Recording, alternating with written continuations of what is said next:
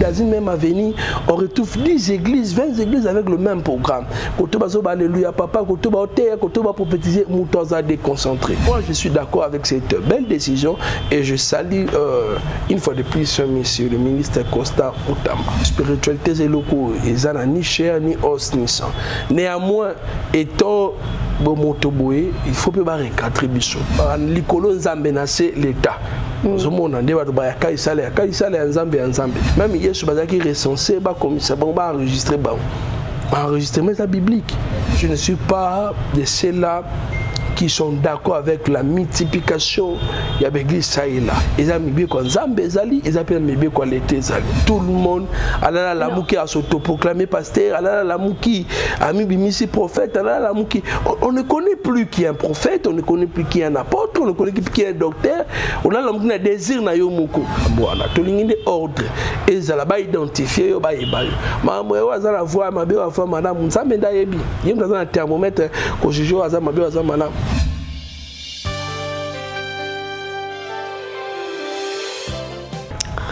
Un nouveau jour, un nouveau programme. J'aime l'atmosphère. Mesdames et messieurs, bonjour de partout où vous nous suivez. Je vous souhaite le bienvenu dans cette émission La vie en RDC. C'est moi, je suis Geneviève Kapinga, la présentatrice. Alors, sur ce plateau aujourd'hui, comme d'habitude, je ne serai pas seule. J'ai vraiment le plaisir, Yakoyamba, un grand homme de Dieu, la personne que vous connaissez déjà, l'apôtre Popol, il passe souvent sur ce plateau. Je sais que vous aimez trop ses analyses, vous aimez ses interventions. Alors aujourd'hui avec lui, nous allons parler de l'actualité. Surtout na église. Alors là, je vous prie vraiment de rester branchés, de ne pas poursuivre comment est-ce qu'il va encore parler au profondeur l'église, découvrir vraiment beaucoup de sujets qu'il va parler concernant les églises actuelles. Et puis je vous laisse un peu suivre cet élément, nous allons nous retrouver juste après.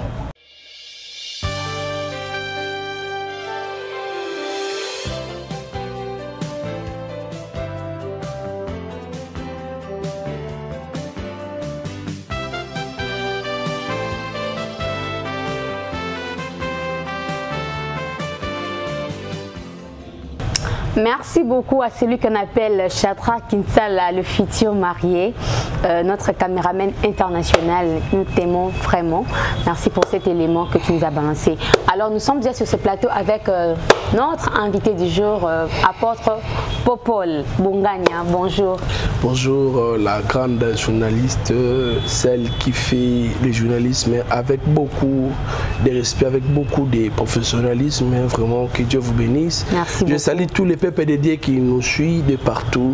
Restez scotchés sur cette chaîne Bongana Media, aimez, partagez, car vous serez bénis. J'ai toujours dit, cette chaîne, c'est toute une émission, soit c'est toute une chaîne qui parle de la voix de Dieu, dans un but de dépeupler l'enfer et de peupler le paradis. Alors restez scotchés, cette émission va vous bénir, que Dieu vous bénisse et qu'il vous fasse bien. Amen. Merci beaucoup, apôtre Popol. Lelo nabino tokolobela toujours makambo ça manaba église, surtout l'église nabiso à 21e siècle. Makambo changer vraiment. Alors si j'ai nabiso nanu ya liboso tozolobela beaucoup plus sur décision le ministre Constant Mutamba ici pour na ba église. Donc déjà dans le mois de juin awa ba église nous surtout ils la mikanda te tous la communauté moko respective il faut ekangama. Et est-ce que vous partagez ces mêmes avis avec le ministre? Oui, bien sûr, je salue le ministre Constant Mutamba. Je suis d'accord pour mettre de l'ordre. Notre Dieu, c'est un Dieu de l'ordre. Il aime de l'ordre. On doit se conformer aussi à l'ordre que l'État a mis. Je ne vois pas d'inconvénient, d'autant plus que cette décision est à notre avantage.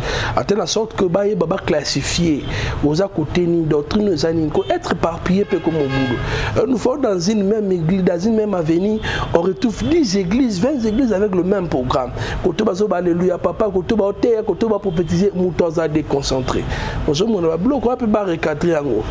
Ça serait mieux pour nous. Moi, je suis d'accord avec cette belle décision et je salue une fois de plus monsieur le ministre Costa Outamba. Ok, merci beaucoup apôtre Popol. Est-ce que vous allez dans la communauté ou bien vous allez dans la communauté tendez à que spiritualité zala ou comment? Pour ceux qui veulent lui que bozo ils ont cinq mikanda tous cinq base dans la communauté respectif. Est-ce que c'est là qui signifie ou soit désolé là qui sait que spiritualité to bozo les en la spiritualité ne demande pas de documents quelconques.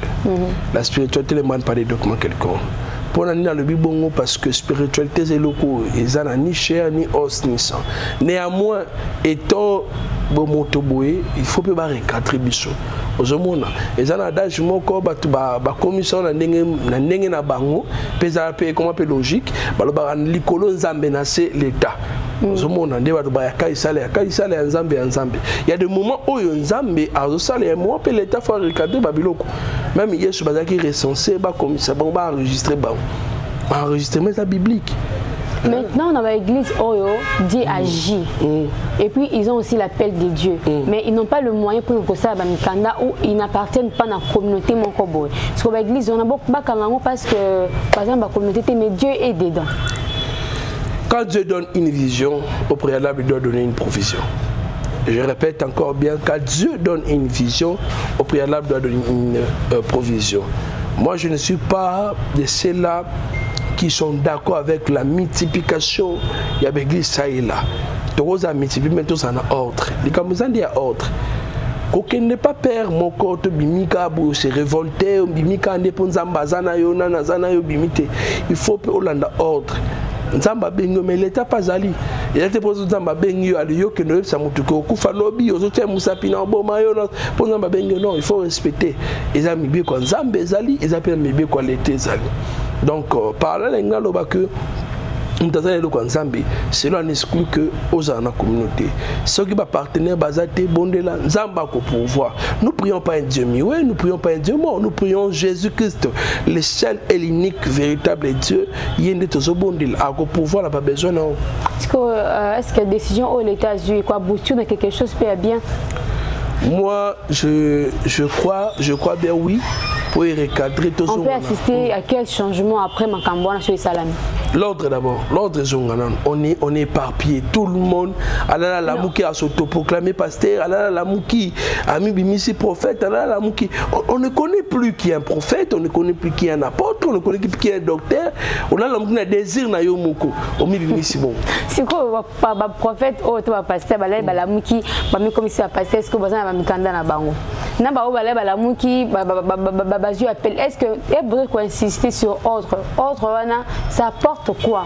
Parce que tu aimes souper, tu peux privilégier parce que vous avez une bonne voie. Maintenant.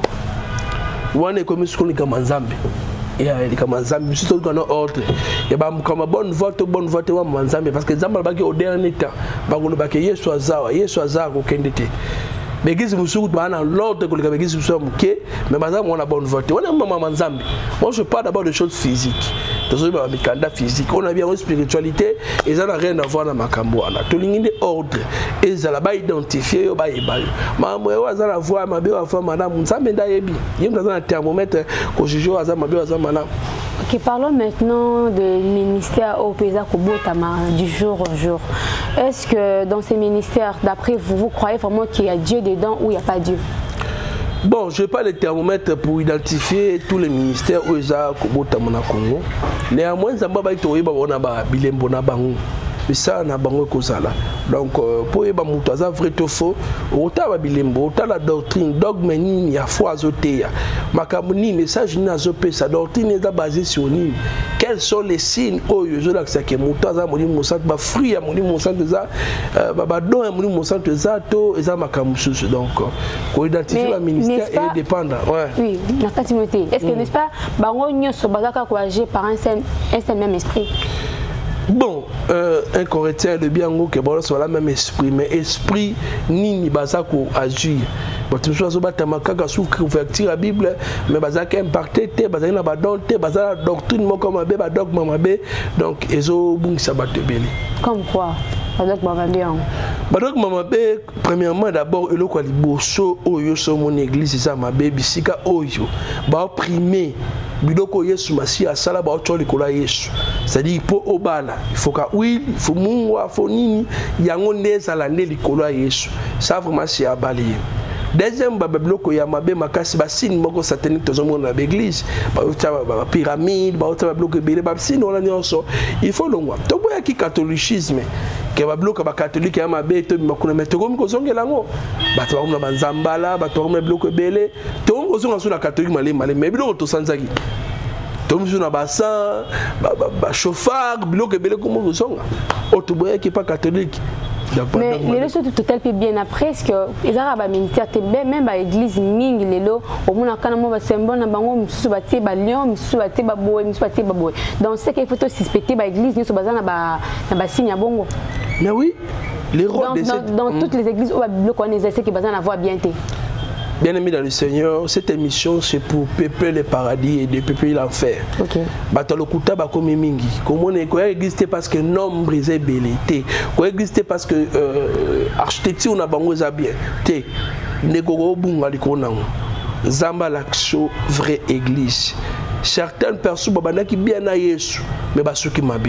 Tout le monde a la Bible, le roi est bien à Jésus, Nicolas Bongo, Nicolas Moussala, Nicolas Succès, Nicolas Impact, gloire, Simbi, Simba, Simba, Sali, mélange. Et on a une émission, tous les émissions, Zongela Moussala ensemble bien. Mon homme de Dieu, Simbi, Kabal juif, Simbi, Logomabe, émission, Oyo, Bit, Longozamoko, Kozongi Sayo, Toton di Sandelola, tu as le tonda, tout ce qu'on dit ça dit fait. L'église de Zabassine Mabe, Bobby Manango, Bassine Mabe. Ba message mabe ba biloko bomona keza bien té bobi manango nzamba za na besoin na. OK, merci. Bien sûr que le message est déjà passé. Tout le monde va côté ministère apôtre Popol. Tout le monde va église. Le lengue église c'est la ba dimanche wana. Est-ce qu'ils a vraiment biblique ou za conviction ba pasteur to moyen moko ya osala ka ke baya ebe na ba culte. To autant la Bible ce qui possible. Pas de problème. D'accord. Bien aimés dans le Seigneur, vous tous qui nous suivez, to kotan à ma Bible parce que question ça lit bien. Parce que nous sommes là, photo bon de la casa, sabane, mon aba juif et zabongo ndenge bongo ezalaka ne biso to zalaka donc nakolo baboye par rapport à kosamba dimanche. Dimanche d'abord c'est le premier jour de la semaine. Ce qui to kotan à Bible to zali na mokanda na acte 20 le verset 7. Sokoza na Bible na ngai elongo na ngai okoki kofungola mukanda na acte 20 le verset 7 nazo rapidement kotanga poto facilité ni na biso émission oyo bele na Seigneur batebele ba même biso na hérésie mais nzambe a sunga biso poto kota na ba hérésie on entend ba acte 20 le verset 7 bibezo ba le premier jour de la semaine la dimanche le premier jour de la semaine nous étions réunis pour rompre le pain. Paul, qui devait partir le lendemain, s'entretenait avec le disciple et il prolongea son discours jusqu'à minuit. Donc ça montre que apôtre basangana qui le premier jour de la semaine, dimanche ça m'a bête ko sangana. Ça baisse un jour ba juste, nous sommes des chrétiens. Bato ba yambeli Yesu bazon dimela Yesu. Donc dimanche ezali bien. Il y a ka dimanche ya ko kamateya, il y a ka dimanche même offrande nayo, il y a ka dimanche même dim nayo et kozala très important, il y a ko kamateya, il y a ko louenzambe et kozala bien. Non, c'est vraiment parce que c'est écrit comme ça, des fois, on va passer à la radio. On appelle ça deuxième verset? Pas de problème, papa. D'accord. Nous allons dans Mokanda, dans Marc 16, le verset 2. Nous allons la Bible, dans Marc 16, le verset 2. Donc, tant que vous avez question, Marc 16, le verset 2. Le premier jour de la semaine, elles se rendirent au sépulcre au grand matin, comme le soleil s'est levé, comme le soleil venait de se lever. Donc, premier jour à semaine, bah sangane qui peut pas kenye na tombo. Donc, premier jour à semaine, ils allaient le dimanche. Et on doit sangane le dimanche. Boye belé respecter l'église respective na yo kende dimanche. Quoi abandonner à semaine na honte surtout ceux qui sont bien.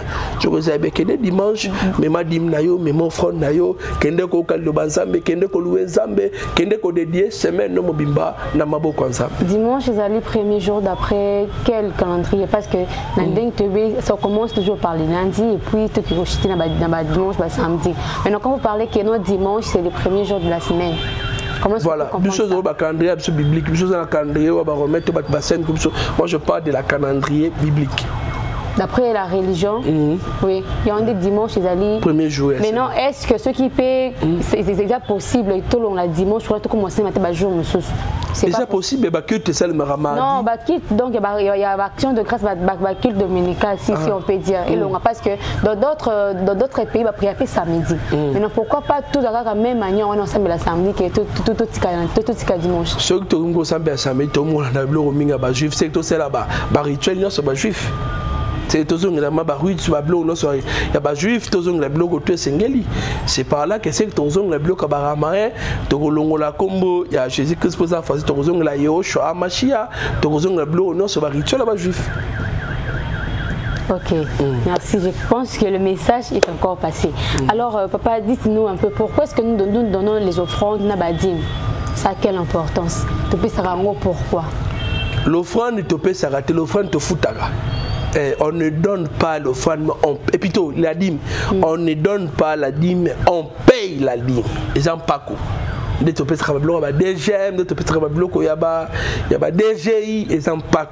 obligatoire tout un enfant de Dieu qu'on peut faire. On va tout me offrande de la tanzoto et tambourine.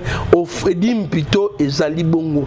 Qu'on peut sa dîme et zamalam. C'est biblique la malachite. C'est obligatoire. C'est obligatoire. Tout enfant de Dieu faut payer sa dîme na yo. Dîme est zakate à Salem. Et là on va payer ça yo. Donc vous allez on un dixième nango au péché. L'offrande est obligatoire parce que l'offrande permet à l'église de fonctionner. L'offrande du prophète Esaïe, on galate le béliango. Kabola bosuinayo na moto azote sango malamu. Offrande peut aller vite baléran. Donc. Non, bah que de cause on va combien de paniers de couper ça bon ça parce que na que l'église est belle comme ata oui panier. Oh panier tel, oh panier tel, oh panier tel. Mais non tout ça, ils a biso bandim tous obligé à compris makambo na nyos. Mon dimaza obligé à couper ça. Dim, je vais me tenir bien pour parler au peuple de Dieu. Mon dimi Azaka obligé à couper sa dîme. Obligé parce que c'est impératif. Les offrandes, les actes tout à manayo. Bien aimé dans le Seigneur, il y a une chose que tu comprends. Les hommes de Dieu bouffent l'offrande, bouffent la dîme. Zamba qui t'a raté pour aller à l'offrande de la dîme. Tout le monde avait esprit. Mon sein d'ensemble, il y a des gens qui sont foutus à pasteur. Donc, mon enfant, il y a un peu de pasteur, et son blagué bilamba, et c'est que les et banin. Donc, ils ont tout à ma. Il y a un seul baba qui sortir au fond de papa, oui, on s'allie té. Voilà, ce bateau le oui panier, bah fonctionne, bah bien ça panier peut-être il y a ma bonne pasteur, il y a moté, il y a régie des eaux, et c'est obligatoire, l'intimidation de Tobo, il y a aussi minzete moroboy, aussi melormoboy, les cas au Kosango, Milingue Bimawa, Salabo, té. Et le reçu ma baie, tout le monde qui ba fidèle sur 5% grâce simple, bah ne pas au tia moutiba ya tete. Il y a mon va passer par exemple grimacer. Assimi-moi oui, assimi-moi là comme on dit ça. Wa ko niate loko 3 fois ça, wa ko fane kit, wa ko simba chosi libale ko zoai. Bah tu peux bah simba kaka pour une intimidation. Et comme conditionné si on comme conditionné comme ma baie, il y a on a so dévoilé. Les alliés qui étaient peuplés paradis, tous des peuplés en fait. Tout ça on est toujours dévoilé bah c'est comme ma baie. Bah on me dit monsieur la regarde sur papa na ibiso fan ba tu rappelles ça que on est là pour faire tanzamba la kaka na simbi taliti mon on ngana ka ngamoko donc on bi bamba ta ba 5 fois ton téléma même ça t'a appelé de fois $100 5 personnes baroya. Est-ce que comme tu as payé ça offrande parce que pour passer à ça qui boit est-ce que vous allez payer béni ah ça bénité dans le bien on bien offrande déjà on touche jamais na teibu ah c'est plus matin na ba na roseli na repé so et là on va de faut ça convaincu. Comment se font pour nous grimacer ma bébé à moi même na banda côté à mon ndako normal bo bondeli so fait prophétie OK ka bon za ma papa revoir damatika na so on y a tika des prophéties 3 prophéties papa s'est retrouvé na so banque ko bukana ba muni avant la moi le golongo ma pesio dans ma fidèle besoin de nous appeler homme de Dieu. Tu veux qu'on condamne homme de Dieu tes papa, personne au fan de la volonté na yo. Yo pour bimisa $100 au pesa kaka. Bon même toi mon bimisa $100 na bar na boîte ma bozanga tina. Mais ça m'a peu paiement de vieux orphelins. Mais au cause ba milliards. Soko kufi na biso ba bengo pauvre. Ba rotine bemene mam koni. Bakokunda be madame koni sorti accord babosa ni kombono babosa ko célèbre comme sorti accord et bien là ba célèbre ba kufu ba na ba là-bas et bien là ba kufu ba ni ba là-bas ba c'est la jour spécial ba bosa nio okopo papa ne touche pas le gobelet papa na linga chemise on tasi mangote patron bakobosa na Ozana valeur parce que au paiement l'ensemble bazobenga au pèse ça tellement l'on église au pèse ça te point et bela ba moto maté ba moto bela ba mso maté ba kufa même moto mutu kaka yo mo bimino ba ça ba crise et la mam takota sokolo ba kufi na douche na salle de bain mais ça bazo pèse au paiement est-ce que pour na moto ko pèse au fan faut ka pasteur à tête tout cas et kaka pour ebima fan c'est quoi ça c'est un azomona libala c'est un azomona dessert à télémi ayo c'est l'action de grâce à son lenga dadi afuka ba chele oui. Je suis un apôtre, je suis là pour recadrer Babylone, ça va être le bon chemin. Des côtés, peut s'offrir des cas pour intimider, peut s'offrir presque tout sami. Continue de répéter, pasteur intimidé. Que Dieu vous bénisse. Amen. Qui message à apôtre Popol. Donc il faut que vous soyez toujours reconnaissant envers les dieux. Parce que grâce nous sommes aujourd'hui, nombreux de personnes basées en côté. Ce que vous se retrouvez parmi au bassin la grâce, il y a un mais en tout cas, vous allez reconnaissant. Qu'on est en cas de forcer, tout va ça la bouée. Mon thème il faut tellement sensible, le macabo on va ça la ponayo. Ce que vous faites ça, ne te dis pas que non, on peut ça homme de Dieu, on peut ça passer, on peut ça nani. Non, dis-toi que non, je donne à Dieu. Une question, papa. Ce que vous on est si à l'objet, à zappé n'ambon, à l'inga pesa mais à l'objet n'a pas l'église, n'a pas un tabac tourné, c'est baba opprimé, n'a pas sa bouée, n'a pas orphelin, n'a pas la bouée. Il n'y a pas pesé comme ça, mais pour arriver au salaire que non, à se priver, n'a pas sa offrande dans l'église, au sac à donne-moi quelque part. C'est un grand service spirituel qu'on peut faire babola. C'est lui qui donne aux pauvres prêts à Dieu. Et ça peut bien qu'on soit bavé, et ça peut bien qu'on soit offert. Mais c'est là qui cite que on peut s'offrir pour nous ça va pasteur. Parce que ce qui problème est lié. Bando qui bakangi vino makabela au kolugo offert l'état bon de là. Au bien à dadi na 3h, nous recevons des appels parfois 2h du matin. Aux a marié, papa besu mabe, babenga offert nate. Toka absent te yambango.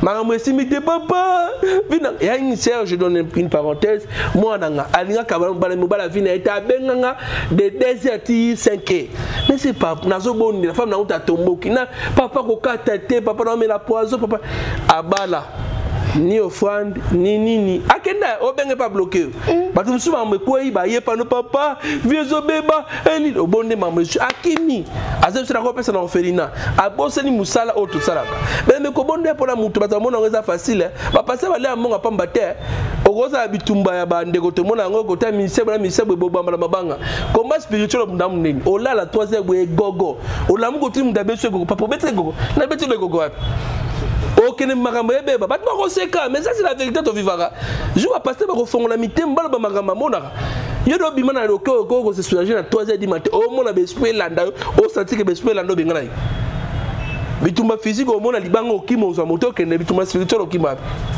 ba ko bebisa bana yo bataye ba passer minimum bebenga na raison la bana bango siko raison la bana bango zongo sondeni passer aboti mona pe aboti mona nini bo ba retour to zo boye ba ngote mais bon na pasteur ba le mbanga bandimi libu mwevimba ba comme ce pasteur benga minimum so ba bebeta ondo comprendre biloko an.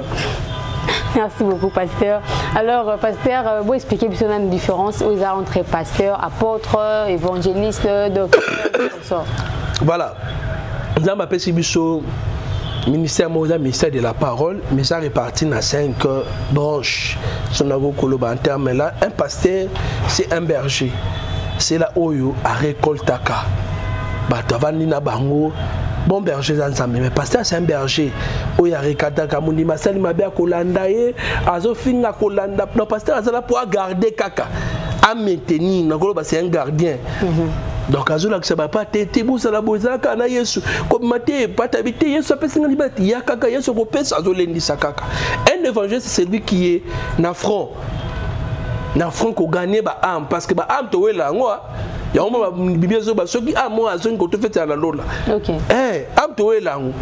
Évangéliste qui na bisiko là mso mona pasteur banga parce ba dia mère parce ba kuita ko ta boîte ba doter ba tu négocier ka bien tika boy ba te bela ba banga évangéliste so ba risque na banzela mai na banzela nini côté ya c'est un évangéliste. Cela n'exclut que mutum ça ça lango mais évangéliste asa muto azara plus l'église té asa muta ke ndako panza sango malamu ko isa batu ke ndeko tango ko mi pemeli bongo na mutema liwe ko kuto lobi wana évangéliste muta zongo ça mutu conseil so ko bima pe bosala kilo kufi so so yambi yesuté. Donc évangéliste ça a un rôle où on est à gagner un apôtre c'est celui qui bâtit le fondement. Donc on est dans le recadrer sa fondement, quelle est la bonne doctrine, quelle est ma kambakosala. Et puis un docteur de la parole azamut oyo ayaka ko expliquer ko panza lion ko bimi Samuel. Donc je parle d'abord de pasteur ou azabergène évangéliste azamuto akenako kota ko lukaba am un apôtre c'est quelqu'un qui a bâtir Babylone konyon sorte vandisi comment sa doctrine un docteur azamuto panza parole de Dieu likambo lobité docteur au fongolo maela kotio et lo kama lamu na mutu na yo un prophète c'est celui qui nous dit ainsi dit l'Éternel na Biblia prophète c'est ça que prophète faut l'exception prophétie na Biblia parce que c'est un ministère de la parole faut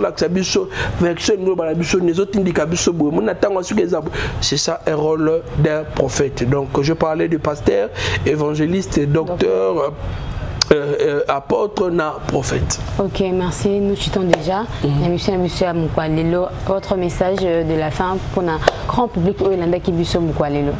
D'accord, je donne un seul message. Bien aimé dans le Seigneur, l'émission est le Béli Makamwanzambe ma doctrine.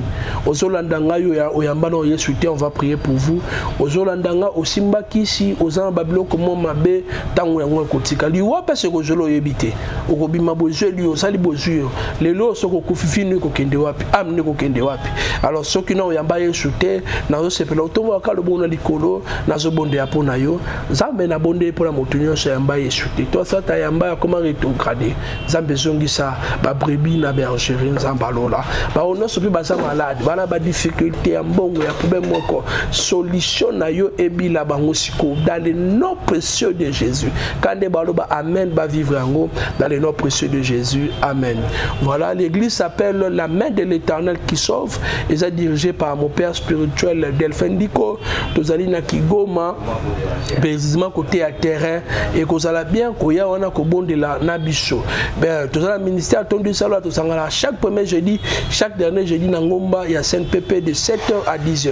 Je bénis mon père spirituel Delphin Diko Zamba Pambola papa Apollinaire Bongania Zamba Pambola maman Esther Bongania ma tendre épouse Rachel Minoko Mupindi ma dernière définition que Dieu bénisse l'homme de Dieu Emi Kalanga que Dieu bénisse la famille Mupindi Déborah Rosie Noëlla que Dieu bénisse papa Honoré Mupindi et que Dieu bénisse toute la famille Bongania ainsi que la famille d'Antantou Zamba Pambola maman Genovi Apambola papa Jadaï papa Lumière ainsi que le coordonnateur Bongania Dimitri que Dieu vous bénisse. Vous avez besoin de biso contacter biso na plus 243 82 13 71 547 plus 243 82 13 71 547 Toko Yambayo à tout moment on va vous orienter, on va prier pour vous. Que Dieu bénisse cette émission. Je aimé Zamba Fongla Soubanzela. Aimez partager. Cause la carte tapoter blog à bêtise. Sextac pour partager. Ben, mais ça, oui. Vous pouvez partager on te poigne. Vous pouvez partager. Il faut que la carte à bâtir. Sextac à Moutoumoussous. Bah, que pasteur à quoi? Partager l'émission. Commenter, aimer. Cause Zamba Pambola. Amen. Merci. Merci beaucoup, apôtre. Merci, nos grands publics. Nous étions bénis par l'apôtre Popol Bongania. Merci d'être branché parce que Nabi Kebolanda qui est tellement ébélé et puis nous avons vraiment rassuré que vous partagez puis vous commentez cette émission et puis d'autres qui viendront. De ma part, je vous dis au revoir. On se retrouve au prochain numéro. Bye. Bye bye bye bye. Que Dieu vous bénisse.